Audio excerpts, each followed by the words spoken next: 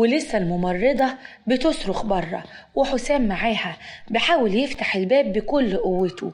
وفجأة الشارع كله سمع صوت بنت بتقع من الدور التاني، وفي نفس الوقت حسام قدر انه يفتح الباب.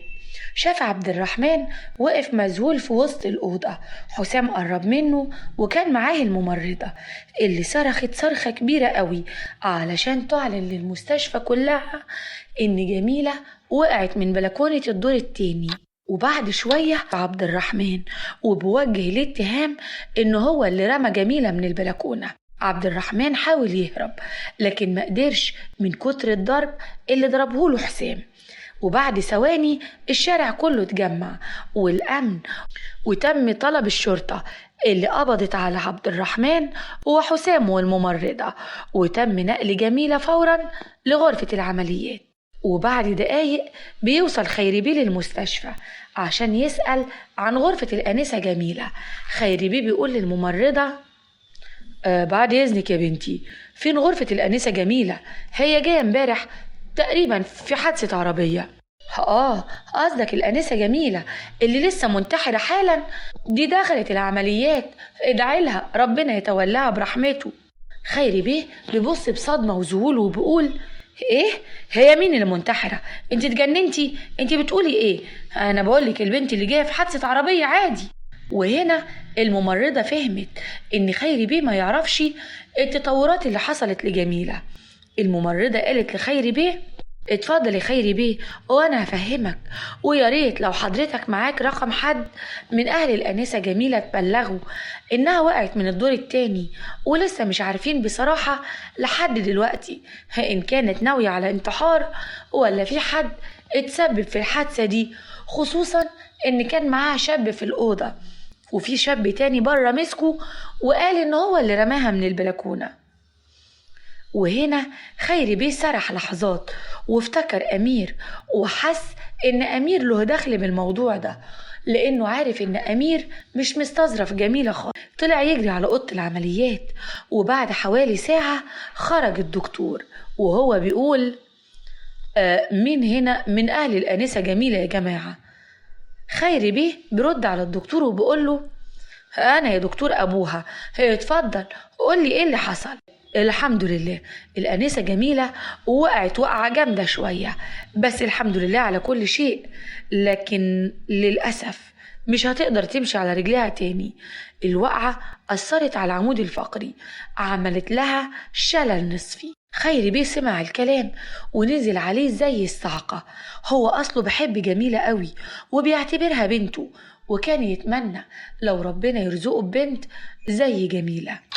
وبعد شوية خرجت جميلة من أوضة العمليات وفاقت كمان من البنج علشان تشوف خيري بيه قاعد جنبها وماسك ايدها وبطبطب عليها. جميلة أول ما شافته بدأت تعيط وما مسكتش نفسها. خيري بيه قرب منها وطبطب عليها وقال خير يا حبيبتي، احكيلي انت فعلا كنت عايزة تنتحري؟ جميلة مش قادرة تتكلم لكن حاولت تطلع الكلام وقالت لا طبعا، وانا معقول برضو اعمل كده يا خيري بيه؟ كان في حيوان هنا اسمه عبد الرحمن حاول يتهجم عليا، عشان كده انا رميت نفسي من البلكونة. خيري بيه عارف الموضوع واللي فيه، وعارف طبعا عبد الرحمن، هو عارف ومتأكد ان عبد الرحمن يبقى صاحب امير وما يفرقش كتير عن اخلاق امير. خيري بيه حس وتأكد ان امير له دخل في الموضوع. خيري بيه ساب جميلة مع الدكتور ووصى عليها توصية جامدة قوي، وراح على طول لاسم الشرطة واللي بدأت في التحقيقات مع عبد الرحمن وحسام. خيري بيه قرب من مكتب الضابط وطلب انه يقابله، وقبل ما يقابل الضابط عمل مكالمة طويلة قوي مع واحد من رجالة المباحث المعروفين جدا. خيري بيه جاله العسكري بعد ثواني وقال له اتفضل يا خيري بيه، البيه الضابط في انتظار حضرتك. خيري بيه دخل لمكتب الضابط وسلم عليه. خيري بيه كان معروف قوي انه اكبر راجل من رجال المال والاعمال والصناعة في البلد، وعنده شركات واسهم كتيرة جدا وليه احترامه في البلد. الضابط وقف وسلم على خيري بيه وقال له اهلا اهلا يا خيري بيه، اتفضل.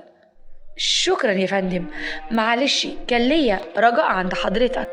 طبعا طبعا يا خيري بيه، اتفضل أنا تحت أمرك. قضية البنت اللي وقعت من البلكونة، كنت عايز أقعد شوية مع الشاب اللي اسمه عبد الرحمن المتهم في الحادث. طبعا يا خيري بيه، هو الموضوع صعب بس طبعا مش صعب على حضرتك. حضرتك ليك معزة خاصة عندي ومتوصى عليك توصية جامدة. اتفضل يا خيري بيه، وثواني والمتهم هيكون عندك. وبعد دقايق الضابط أمر بإحضار عبد الرحمن وخرج وسابه مع خيري بيه. خيري بيه كل اللي كان عايز يعرفه هي معلومة واحدة بس، كان عايز يعرف هل أمير له دخل باللي عمله عبد الرحمن ولا لأ. خيري بيه قعد قدام عبد الرحمن وقال له: يا ابني انت زي أمير وأنا مش هسيبك، بس لازم أعرف إيه اللي انت عملته مع جميلة ده وليه عملت معاها كده. عبد الرحمن كان تعبان قوي من كتر الضرب اللي خده من حسام ومن العساكر في القسم. رد على خيري بيه وقال له: انا اصلا معرفش جميلة، دي كانت مجرد خدمة بقدمها الامير. هو قال لي انه عايز ينتقم منها ويجيب مناخيرها الارض، عشان كده اتفقنا اني اعتدي عليها واصورها وامير يفضحها في الصور دي. خيري بيه وقف ورفع ايده من الهوا ونزل بالإلام على وش عبد الرحمن وهو بيقول وبيزعق: يا كلاب، انت وابني كلاب وحيوانات. تقدر تقولي البنت المسكينة دي عملت لكم ايه علشان تعملوا فيها كده؟ انت لازم تاخد جزائك ولازم تتحاسب، ومش انت بس، لا، الكلب التاني اللي اسمه امير لازم ياخد جزائه. عبد الرحمن قاطع خيري بيه وقال له: على فكرة يا خيري بيه، أنا لو رحت في داهية مش هروح لوحدي، ابنك كمان هيروح في داهية معايا. ابنك هو المستفيد من حاجة زي دي، وهو من الأساس اللي كان عايز يموت جميلة، ولعلمك هو اللي خبطها بالعربية من يومين، وهو كمان اللي متضايق منها لأن البنت شاطرة قوي في الشغل. يعني أنا لو اعترفت عليه هيروح في داهية. ولعلمك دي مش أول واحدة ابنك يعتدي عليها ولا يقتلها، ابنك ياما عمل كده قبل كده. الكلام ده نزل على ودان خيري بيه كأن الدنيا بتمطر طوب. اتصدم صدمة عمره في ابنه واصحاب ابنه. وهنا خيري بيه ضرب عبد الرحمن بالقلم على وشه تاني، وفي اللحظة دي دخل الضابط وبدأ يقول: اهدى يا خيري بيه، سيب القانون ياخد مجراه، وأوعدك حق الأنسة جميلة لازم يرجع، والمذنب لازم ياخد جزاؤه. خرج خيري بيه من اسم الشرطة وهو بجر خيبة الأمل في ابنه الوحيد، والدنيا بتلف بيه ما بين نار إنه يسيبه ياخد جزاته ويدخل السجن، وما بين إنه يفكر له في مخرج وعيد تربيته من جديد، يمكن ربنا يصلح حاله. خيري بيه رجع تاني على المستشفى اللي فيها جميلة، قرب من باب أوضتها وخبط على الباب، لو إنه ما كانش عايز يشوف دموعها تاني. هو عارف مين الجاني وعارف إن ابنه هو اللي حابب يأذيها، لكن هيعمل إيه؟ علشان كده بدأ يفكر في فكرة جديدة يمكن يقدر يربي ابنه تاني. خيري بيه قعد مع نفسه لحظات، وبعد كده ارتسمت على وشه ابتسامة صافية وابتسامة رضا. هقرب من جميلة وطبطب على كتفها وقال: جميلة يا حبيبتي، انت عارفة اني بعتبرك زي بنتي تمام. انا جاي اعترف لك بحاجة واستسمحك واعرض عليك عرض العمر، وصدقيني لو بتعتبريني زي ابوكي فعلا ما تسألينيش عن حاجة، وانا وعدك ان في المستقبل بإذن الله الايام هتثبتلك ان كنت صح وعايز مصلحتك. وبدأ خيري بيه يتكلم ويقنع جميلة وقال: بص يا جميلة، المذنب مش عبد الرحمن، لازم يطلع، معلش، احنا بإذن الله مش عايزين نوقف حاله ولا نضيع مستقبله، وصدقيني سيبي حقك لربنا يرجعهولك، وانا متأكد انه هيعوضك العوض الجميل. جميلة مش فاهمة حاجة، ردت على خيري بيه وقالت: انا مش فاهمة حاجة يا خيري بيه، يعني حضرتك عايزني اتنازل عن حقي من الحيوان اللي كان عايز يصورني ويعتدي عليا؟ هي ازاي؟ ده حتى تسبب ليا في شلل نصفي. شوف حضرتك، انا ممكن ما اقدرش امشي على رجلي تاني، جميلة يا حبيبتي، صدقيني حقك عندي. أنا معلش يعني سامحيني، مش هقدر أتكلم أكتر من كده، لكن هيعدي الوقت وتعرفي إني ما قصدتش غير مصلحتك.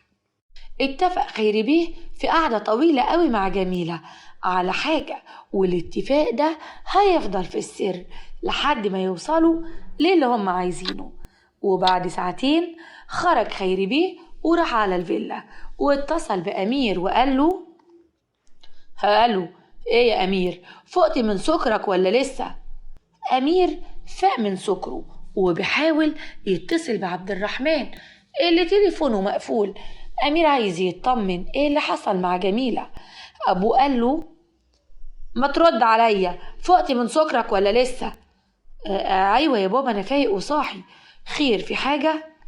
بقول لك ايه يا أمير، أكيد أنت دلوقتي بتحاول تتصل بعبد الرحمن علشان تطمن عمل ايه في جميلة، صورها ولا لسه، اعتدى عليها ولا لسه، جميلة ماتت ولا لسه يا أمير، صح؟ أمير اتصدم وفتح بقه على الآخر، ما كانش متوقع إن أبوه عارف كل حاجة وعارف السر اللي ما بينه وبين عبد الرحمن. أمير بيفتح بقه وبيرد على أبوه بيقوله: عبد الرحمن مين يا بابا؟ بقولك ايه، بلاش استهبال. عموما عبد الرحمن اتقبض عليه واعترف عليك، وبعد ثواني هتكون مشرف معاه في السجن. بس بقولك، لو عايز تطلع من المصيبة دي انت وعبد الرحمن، تعالالي على الفيلا بسرعة، ربع ساعة تكون في الفيلا وتعمل كل اللي هقولك عليه. أمير قفل مع أبوه ومش قدامه حل غير إنه ينفذ كلامه. أمير بسرعة راح على الفيلا، لقى أبوه قاعد، والمصيبة إن كانت جنبه جميلة قاعدة على كرسي متحرك ومش قادرة تتحرك.